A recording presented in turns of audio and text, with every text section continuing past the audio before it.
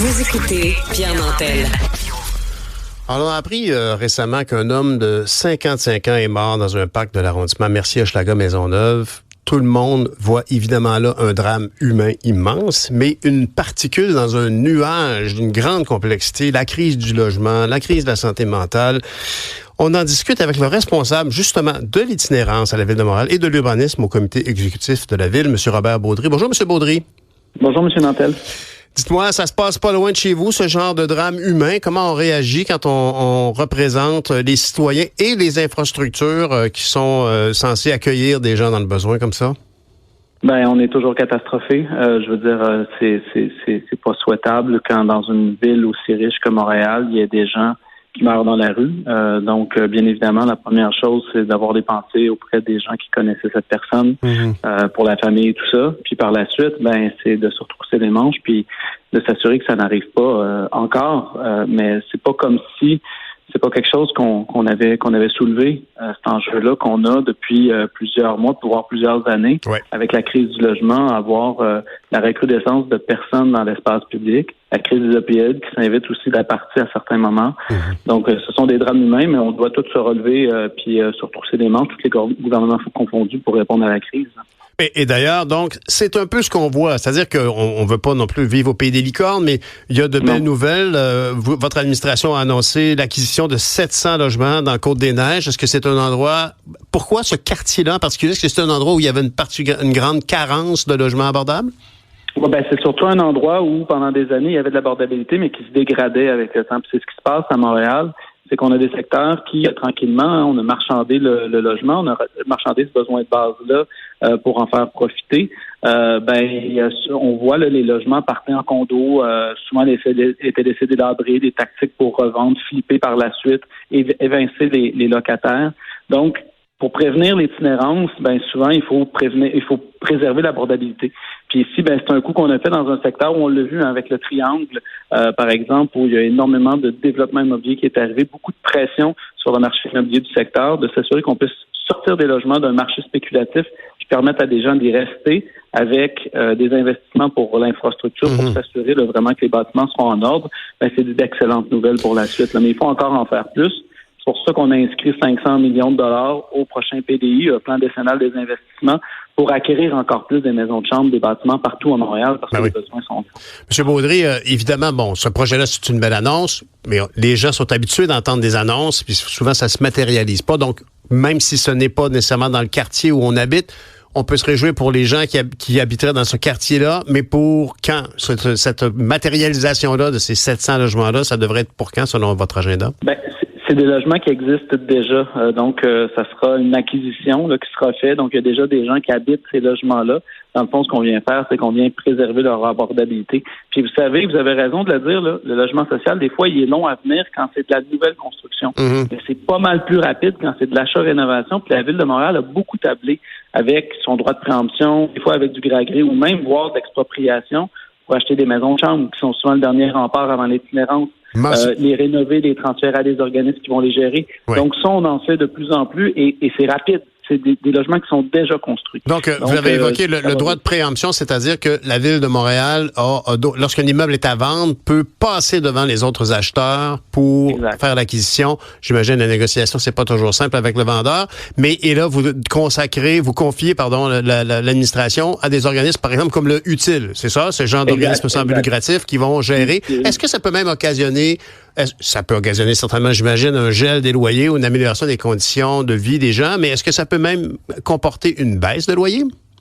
Ben, en fait, ça stabilise le loyer. C'est-à-dire que ça dépend, là, généralement, les gens qui ont qui sont dans des bâtiments, par exemple, à vocation sociale ou abordable, ils ont aussi des programmes de supplément au loyer. Ce qui fait en sorte que le propriétaire social, lui, est capable de faire ses frais puis de faire la rénovation qu'il faut, mais le locataire, lui, paye 25 de son revenu. Donc, il y a toutes sortes de mécaniques qu'on peut mettre en place, mais c'est pas mal plus rapide que de la construction d'œuvres, on s'entend. Puis, évidemment, quand on parle d'itinérance, on parle de santé mentale aussi, on parle d'une grande vulnérabilité, mais ce genre de geste-là peut sembler comme un peu déconnecté de ce drame humain qui s'est passé pendant le week-end, mais c'est comme ça qu'on les prévient à long terme. Est-ce que je peux dire, sans me tromper, que, par exemple, ça m'a frappé, à chaque fois que je vais dans une grande ville comme New York, ça me frappe à quel point, finalement, les citoyens de New York qu'on croise dans la rue, qui ont pas l'air des multimillionnaires, qui se promènent en suburban noir, ça a l'air du monde normal, mais ils vivent dans du social housing de New York. C'est aussi la vitalité de la vraie vie dans un quartier avec une épicerie puis des enfants qui jouent. La mixité des quartiers, c'est ce qui fait en sorte qu'on a des villes qui sont vivantes et qui fait en sorte que c'est accessible. Je veux dire, les quartiers, on attire des étudiants étrangers. Ça n'a pas beaucoup d'argent, un étudiant, il faut que ça vive dans la ville. On va attirer des familles pour que nos parcs soient vivants. Il faut que les familles aient les moyens d'avoir 2, 3 chambres à coucher pour accueillir les enfants.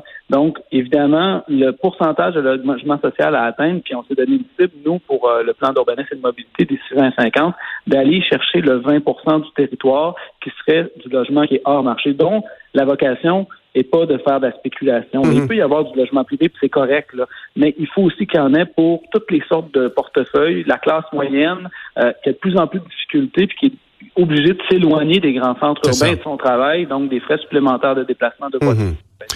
C'est une vision qui est quand même très dure à maintenir. Il y a beaucoup de scepticisme. Vous étiez arrivé avec le programme 20-20-20. On a appris récemment que du côté de la brasserie Molson, le projet s'affichait comme partenaire de ce programme-là. Est-ce que ça se passe d'ailleurs dans votre arrondissement, si je ne me trompe pas?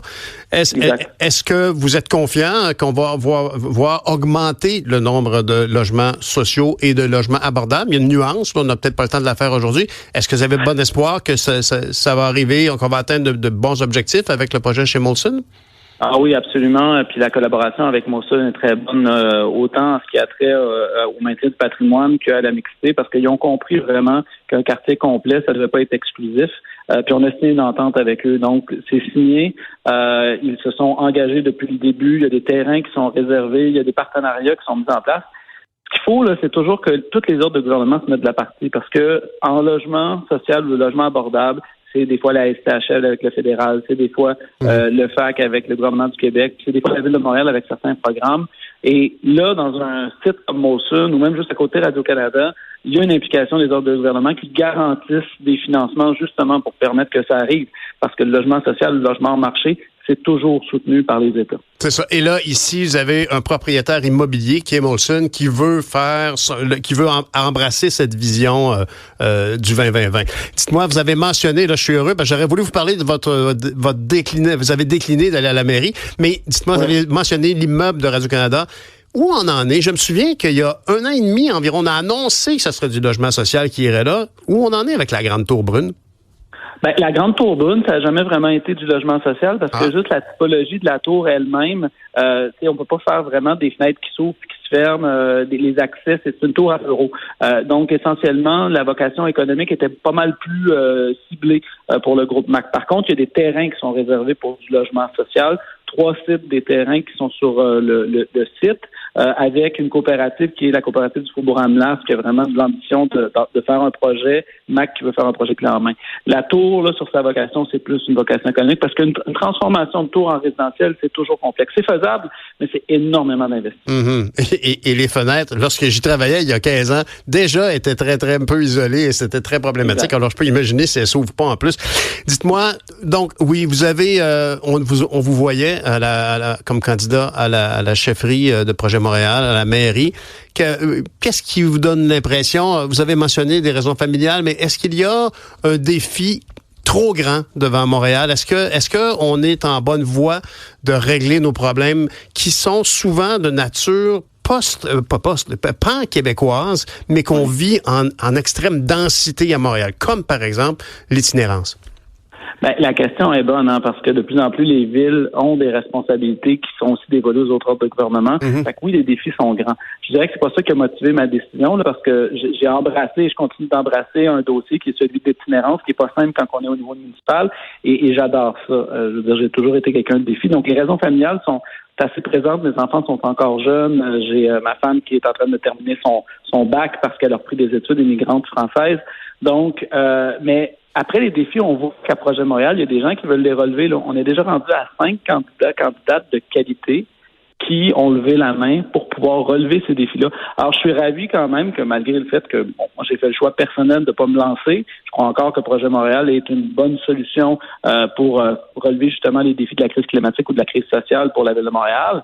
Et il y a plusieurs candidates qui disent, nous autres, on a l'énergie pour aller grand. Donc, on va avoir une belle course à la chefferie. Puis, j'ai l'impression qu'il y en a d'autres qui devraient aussi s'annoncer encore. Donc, on va pouvoir les entendre sur leur idée d'avenir, justement sur les enjeux sociaux, les enjeux environnementaux qui nous touchent directement. Le quotidien aussi, l'administration de services aussi, comment on sert le citoyen montréalais dans la vie de tous les jours, la bibliothèque, le parc, les infrastructures routières, le trottoir. Donc, c'est vraiment nos dossiers de base là, qui devront être entendus lors de cette course-là.